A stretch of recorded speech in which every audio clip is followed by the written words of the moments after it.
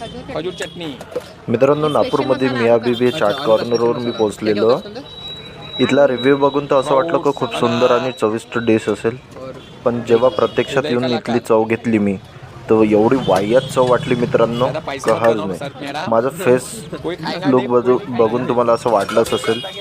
Just एक bite घेतल्याबरोबर यामध्ये पार शेव आलेले आहेत. कसला पण चव नव्हती त्यामध्ये. आलूची चटणी म्हणल्या गेली, त्याला कवडीची चव नव्हती. हा माझा पर्सनल मत आहे. जर सपोज तुम्हाला चव घ्यायचीच असेल तर प्लीज जाऊन व्हिजिट द्या. पण मी तर म्हणते पुरी तरह पैसे वेस्ट आहे. तुम्ही बघू शकता बाईट घेताना माझे तोंडाचा बिलकुल बेहाल झालेला आहे.